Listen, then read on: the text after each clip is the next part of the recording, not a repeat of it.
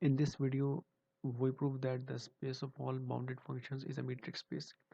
The set Bs of all bounded real valued functions on a non-empty set S, where Bs is equal to a function, means set of functions f, where for all S belongs to S, Fs belongs to the set of real numbers, and the mod of Fs for all S is less than or equal to m for some non-empty, for some non-negative real number.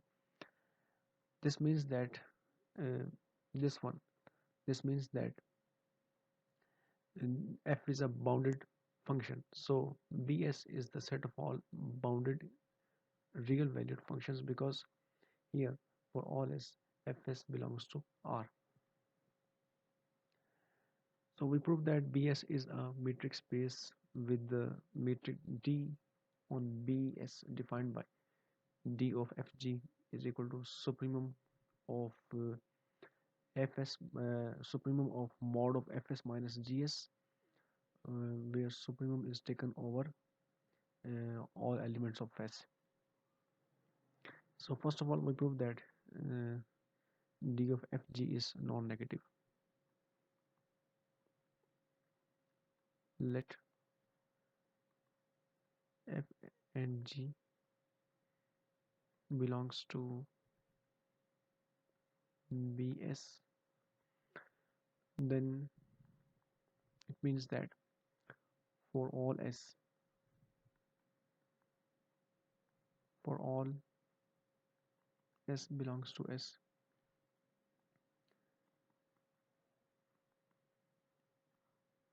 mod of Fs is less than or equal to some non-negative real number m, and in the same way mod of G of S is less than or equal to some non-negative number n. So now for all S belongs to S, mod of Fs minus Gs,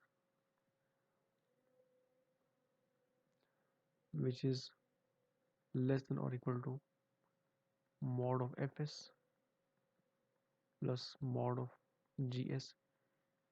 This one is by using the property of real numbers, property of mod of real numbers, because we know that mod of a minus b is less than or equal to mod of a plus mod of minus b, which is equal to mod of a plus mod of b. So this one holds by the property of modulus in the set of real numbers. So, and this one this one is less than or equal to m, and this one is less than or equal to n. So here this is less than or equal to m plus n. So this implies that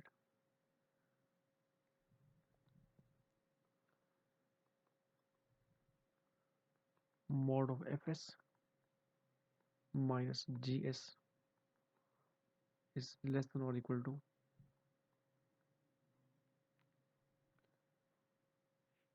m plus n.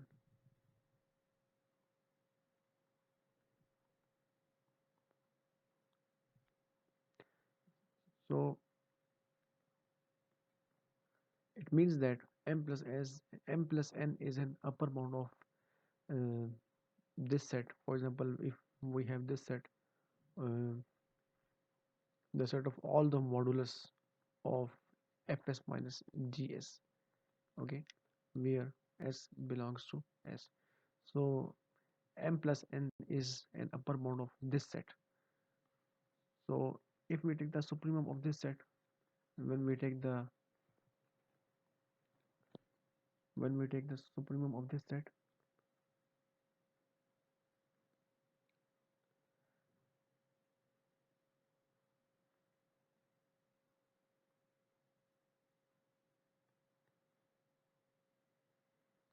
when we take the supremum of this set,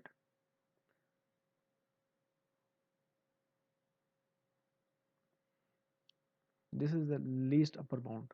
So this will be obviously less than or equal to m plus n, because this is the least upper bound and this is an upper bound. So it means that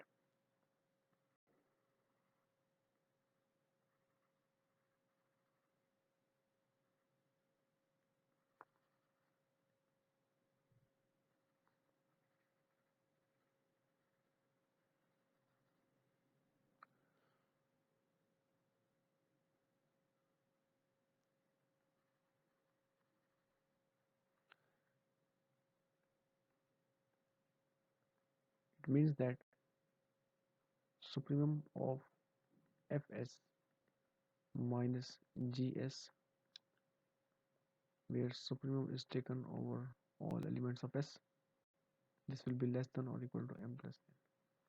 And here this one is again a non-negative number, because each modulus is definitely non-negative. So when we take the supremum, so the supremum of all the elements of the set which contains the mod of fs minus gs is also non-negative.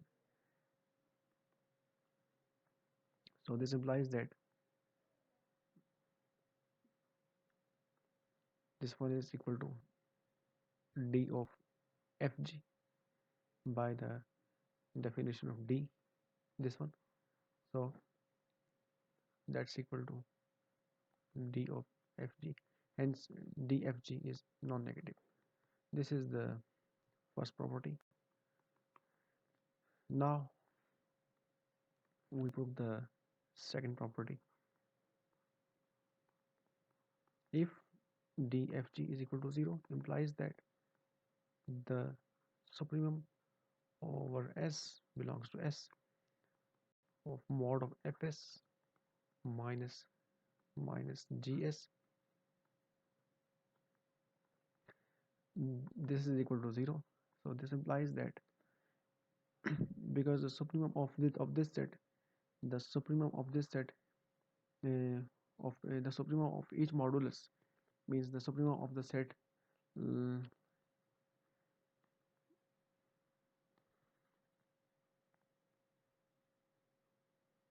the supremum of this set mod of fs minus gs, where s belongs to s, this is equal to 0.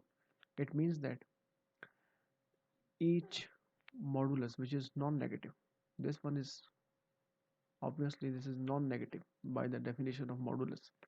So when the supremum of this set is equal to 0, so what does it mean? It means that each modulus is also non-negative. So here we can also verify that. It is not difficult to verify that for all s, mod of fs minus gs is non-negative, and by the definition of mod fs minus gs is equal to 0,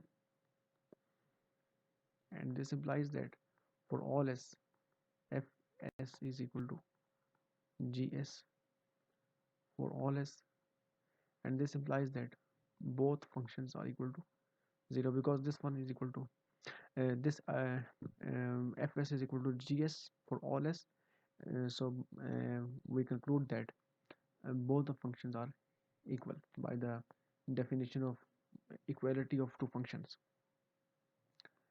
So we go in the reverse direction and get the converse of uh, this property. So this is the second property of metric. Now the third property is d of f g is equal to supremum of Fs minus Gs. It can be written as G mod of Gs minus Fs by the definition of, because in the system of real numbers, mod of a minus b is equal to mod of b minus a. So this is equal to mod of uh, Gs minus Fs. We can write here, and hence this is equal to d of Gf. Now we prove the triangle inequality. Let H belongs to Bs for all S belongs to S. We can write mod of Fs minus Gs.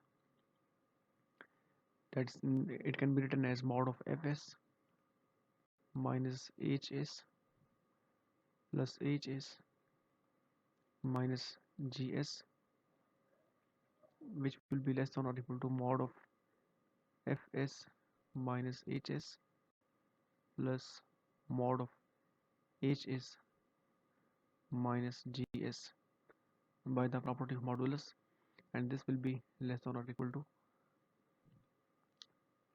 this will mean we use the property of modulus here in this step.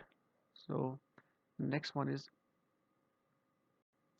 this value will be less than or equal to the supremum over S belongs to S mod of Fs minus Hs, and this will be less than or equal to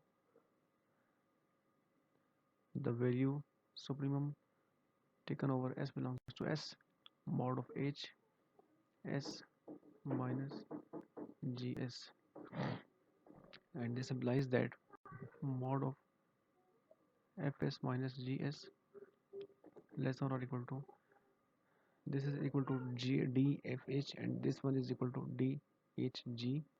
So we have dfh plus dhg. So this is the upper bound of this set mod of Fs minus Gs, S belongs to S. So when we take the supremum of this set, this will be the least upper bound, and this will be also less than or equal to this value. So we have, this implies that supremum S belongs to S mod of Fs minus Gs less than or equal to d of Fh plus d of Fg,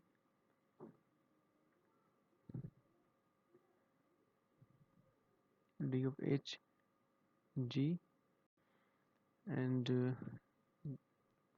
this implies that dfg is less than or equal to dfh plus dhg, which is our required triangle inequality. Hence D is a metric on Bs.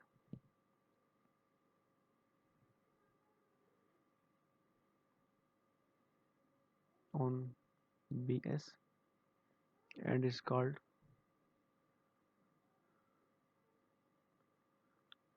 uniform metric.